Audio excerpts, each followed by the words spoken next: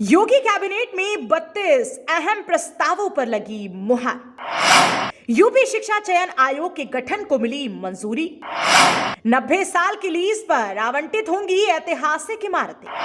5 निजी यूनिवर्सिटी के निर्माण का रास्ता हुआ साफ। बाटा टूरिज्म स्पोर्ट्स पॉलिसी 2023 को भी मिली मंजूरी। मुख्यमंत्री योगी आदित्यनाथ की अध्यक्षता में कैबिनेट बैठक हुई। इस बैठक में 32 अहम प्रस्तावों को मंजूरी मिली है। बैठक में उत्तर प्रदेश शिक्षा चयन आयोग के गठन को भी मंजूरी मिली। एक अध्यक्ष और 12 सदस्यों की कमेटी होगी और इसका मुख्यालय प्रयागराज में रहेगा। राज्य सरकार के अधीन ऐतिहासिक इमारतों को 90 साल की लीज पर आवंटित करने का फैसला किया गया।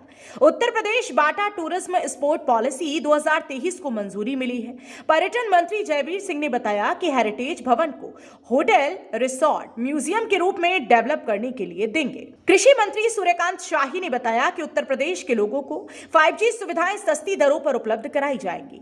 5 निजी यूनिवर्सिटी के प्रस्ताव भी मंजूर किए गए हैं। साथ ही विंध्य, बुंदेलखंड और हिमालय की तराई क्षेत्र में एडवेंचर स्पोर्ट्स शुरू किए जाएंगे। Uttar Pradesh water tourism sport policy 2023 को लागू किया गया है। उन्होंने बताया कि पर्यटन विभाग के गेस्ट हाउस को ई टेंडर के जरिए लीज पर दिया जाएगा। इसमें सुनौली, महाराजगंज, बटेश्वर, आगरा, कलेंगर, बांदा, मथुरा के 2 पर्यटक आवास गृह, नीम साहा, सीतापुर, भदोही को पीपीपी मॉडल पर लीज पर दिया जाएगा। राज्य सरकार के अधीन ऐतिहासिक किलों को 90 साल की लीज पर आवंटित किया जाएगा।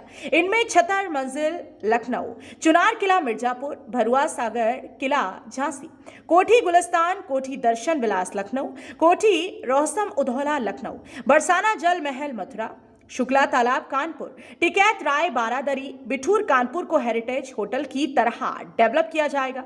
इसमें ध्यान रखा जाएगा कि मूल स्वरूप में बदलाव न होने पाए।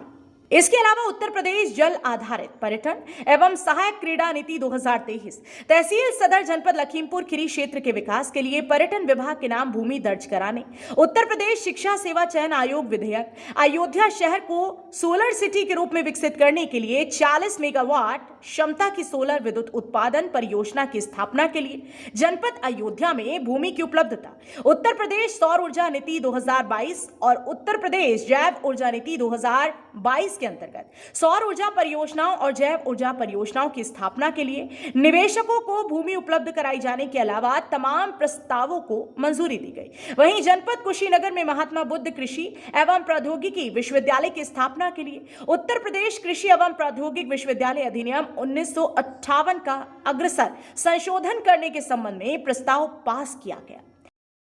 30 से अधिक प्रस्ताव थे और सभी प्रदेश के चतुर्मुखी विकास के लिए, डेवलपमेंट के लिए, और जो आगामी सत्र है और उसमें भी जो विधेयक आने उन पर भी गंभीरता से विचार। यूपी के बाद से बातचीत करने के लिए मेरे साथ मौजूद हैं परिवहन मंत्री दयाशंकर सिंह जी।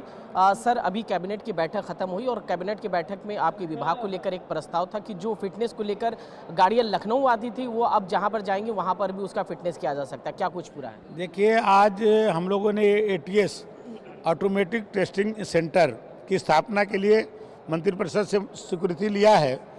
अभी तक हमारे केवल सरकार के माध्यम से, हमारे विभाग के माध्यम से ही फिटनेस होती थी गाड़ियों का।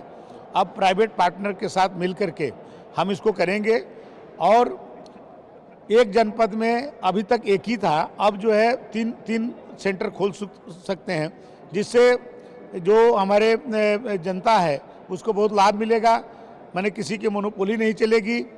जो फीस निर्धारित होगा उसी के आधार पर उनका गाड़ियां फिटनेस होंगी और जब गाड़ियां फिटनेस होंगी तो यदि गाड़ी स्वस्थ गाड़ी रहेगी तो एक तो हमारे पोल्यूशन को कंट्रोल करने में सहायता मिलेगा। दूसरा जो है एक्सीडेंट जो आज हो रही, दुर्घटनाएं हो रही हैं, तो गाड़ी यदि सही रहेगी, उसका ब्रेक, टायर, उसका इंजन, उसका लाइट, उसके सब सही होगी तो हम जो है रोड एक्सीडेंट को भी रोकने में हमको मदद मिलेगी। और कोई भी गाड़ी, चाहे मान लें लखनऊ की गाड़ी है, गाजियाबाद में वो लोग रहते हैं या गाजियाबाद का व्यक्ति कोई लखनऊ रहता है तो लखनऊ में अपना फिटनेस करा सकता है, लखनऊ वाला नोएडा करा सकता है, बनारस करा सकता है। ये सबको इसकी सुविधा प्रदान कर दी गई। एक बातचीत करने के लिए मेरे साथ मौजूद हैं उच्च शिक्षा मंत्री योगेंद्र उपाध्याय जी। मंत्री जी, आपसे जानना चाहेंगे कि अभी जो कैबिनेट की बैठक हुई, बैठक ने आपके विभाग को लेकर भी हुआ है, क्या कुछ विभाग में है महत्वपूर्ण रहा अभी आपके? अभी तक जो भर्ती हुआ करती थी सेवा की, उसको अलग अलग शिक्षा के विभागों में अलग अलग आयोग थे, अलग अलग व्यवस्थाएं थी। जैसे उच्चतर शिक्षा में भर्ती के लिए उच्चतर शिक्षा सेवा आयोग, माध्यमिक शिक्षा सेवा आयोग, इस तरीके से व्यवस्थाओं को, इसमें कई विसंगतियां भी होती थीं, क्योंकि समय पर अगर भर्ती ना हो पाए, समय पर भर्ती के लिए परीक्षा ना हो पाए, तो उससे दिक्कत आती थी और पारदर्शिता में भी कहीं ना कहीं कमी महसूस होती थी। तो उसके लिए एक शिक्षा आयोग बना है, जो उत्तर प्रदेश सेवा शिक्षा आयोग करके नाम दिया गया है, और उसके अंतर्गत सभी शिक्षा की जो भर्तियां होंगी, चाहे बेसिक हो, चाहे माध्यमिक हो, चाहे उच्चतर शिक्षा हो, उच्च शिक्षा हो, तो उस सभी की भर्ती वो आयोग करेगा। उसमें एक अध्यक्ष और 12 सदस्य होंगे, हर विभाग का उसमें व्यक्ति सदस्य होगा।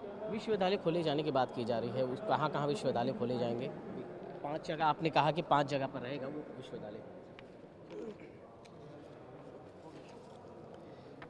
एक है आगरा में अग्रवन हेरिटेज विश्वविद्यालय, दूसरा मेरठ में महावीर विश्वविद्यालय, तीसरा है